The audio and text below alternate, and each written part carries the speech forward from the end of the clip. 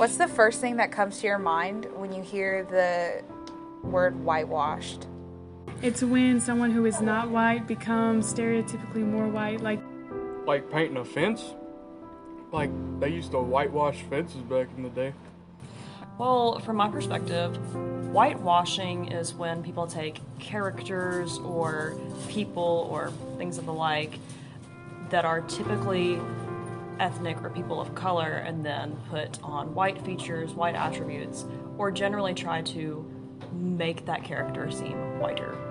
I think of like Oreo and like someone who is educated, but they say like you're whitewashed, but like you're just an educated person of color.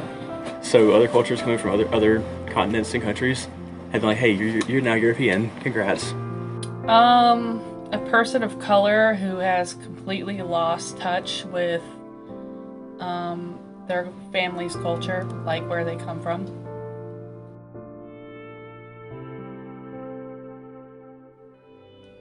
Hi, my name is Phoebe Lim, and you're listening to Whitewashed, the American Double Standard. The goal of this podcast is to bring awareness to the double standard placed on minorities to have connections to their culture while simultaneously being integrated into the American lifestyle. Today, we are looking at the experience of Asian Americans and how they're perceived within the United States. But to understand how this concept negatively impacts Asian Americans and other people of color, we need to understand what it is. Before that, though, here is what it is according to students surveyed on campus. Whitewashed Asians, is that like when Ariana Grande tried to look even more Mexican and then she stopped and tried to look Asian? But that's the opposite. Political people throwing stigmatizing words on others and making it seem like they're also white people. My sister's Chinese, but she's being raised as an American, but most Asian values she had are gone. I'm not Asian, so I feel like I can't say a lot on it. Okay. I know in many Asian countries having very pale skin is kind of the beauty standard, so in that culture, whitewashing, from my perspective, is being popularized, unfortunately. And it's really sad because people are ignoring their beautiful features that God gave them.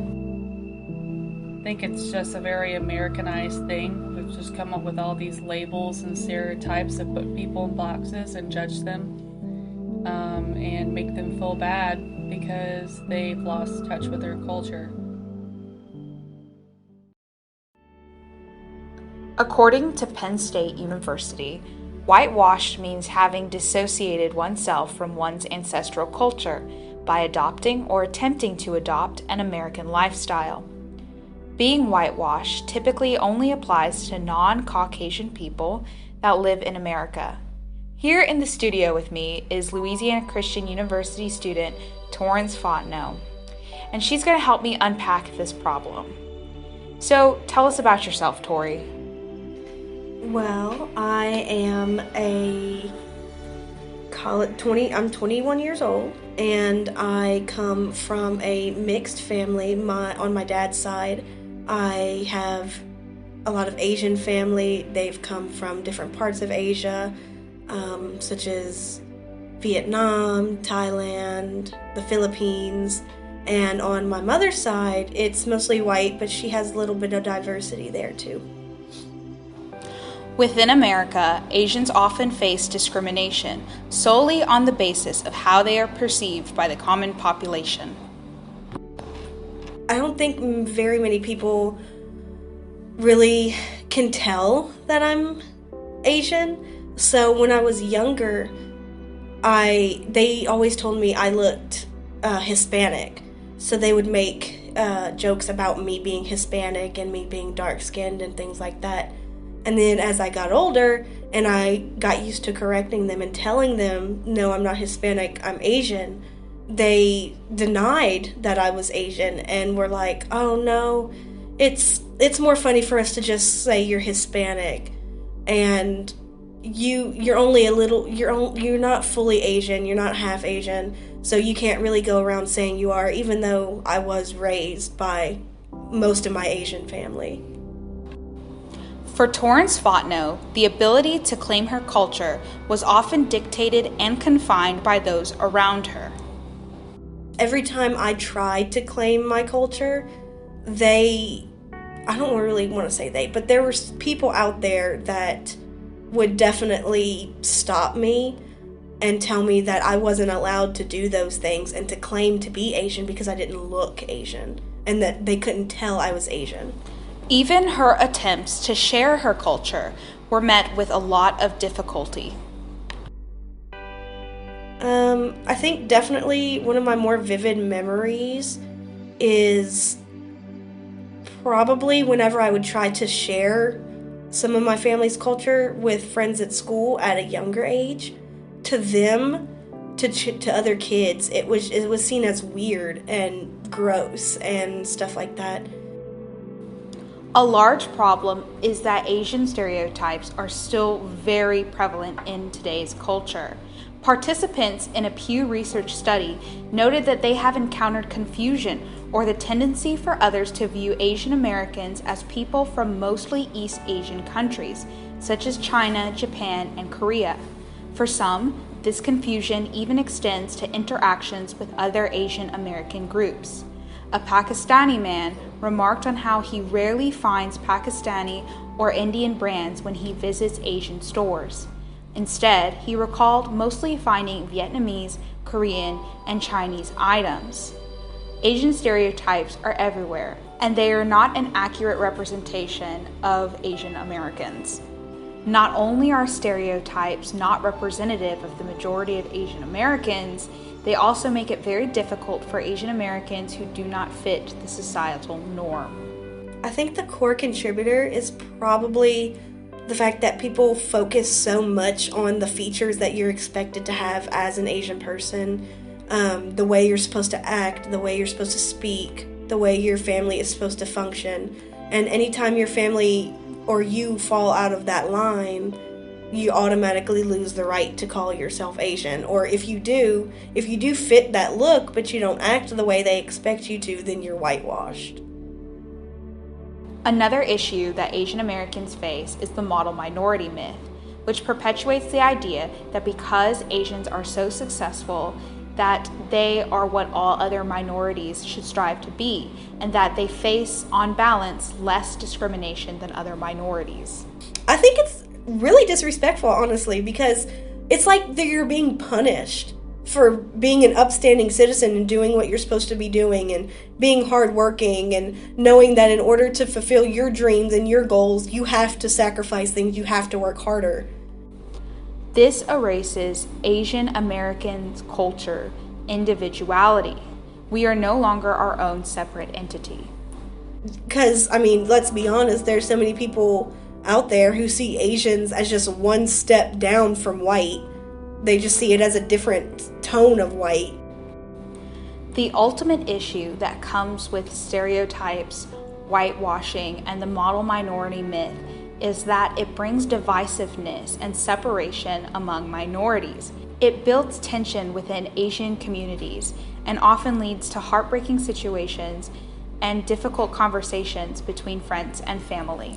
My family is split up on the Asian side. I have my biological grandmother, who is Vietnamese and was raised in Thailand.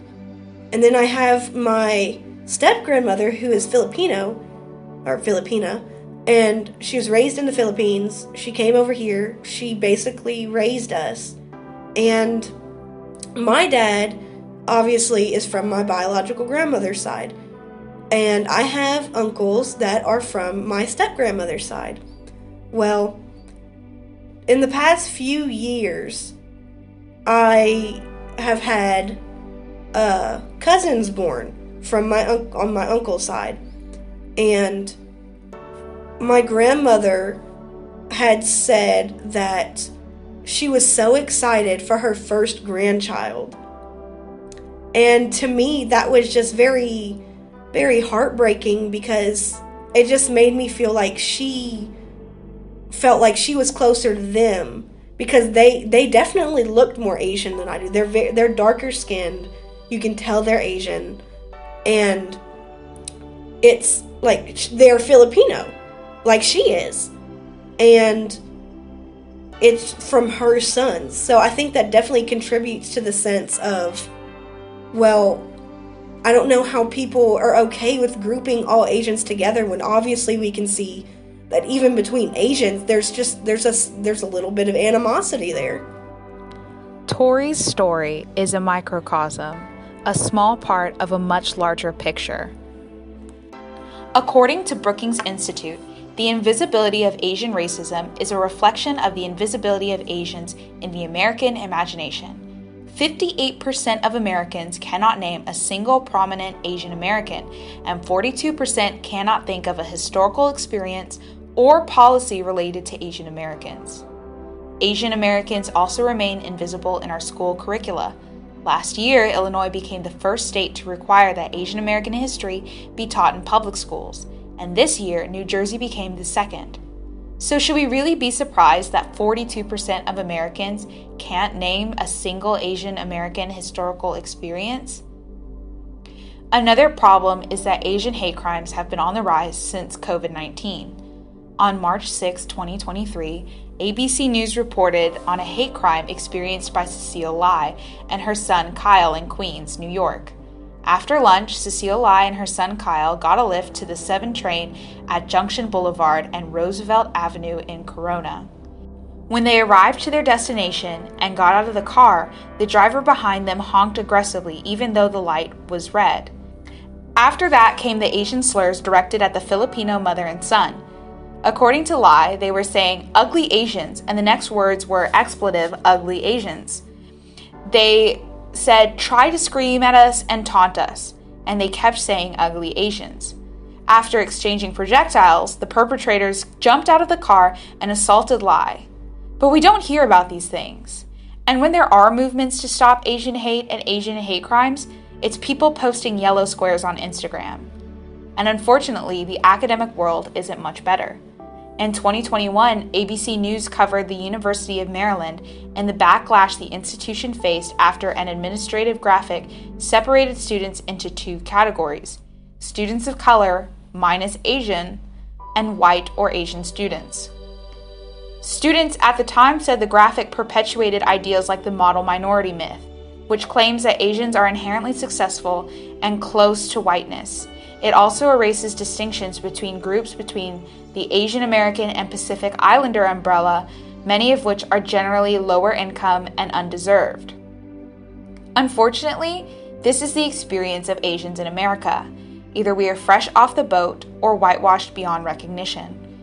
It's a lose-lose situation, especially if you're mixed and they can't tell that you're mixed. Because if you do something with your culture and people see it, they perceive you as appropriating that culture and being racist. Either we are genius overachievers going to law school or failures and disappointments. As an Asian American myself, I have been called white because I don't speak Mandarin. I have been called banana, dumb white girl, overachiever, model minority, and etc. This double standard leads directly to ostracization. Too white for Asians and too Asian for white people. We are never perceived as people. We are a check to fill a box. Ignorance and racism will always be a problem, but there are still things we can do to combat the cycle. Bringing awareness to this issue is the first step that everyone can do, not just for Asian Americans, but for all minorities. The solution to the problem is not getting rid of racism, because you will never get rid of racism. There's always going to be different groups of people, and there's always going to be somebody who has a problem with there being something different than what they're used to. That's just how it's going to be. It's how it's always been, and it's how it is. It's how it always will be. The solution is not to try to waste your time and effort and resources to get rid of it. It's to teach people how to respond in those situations.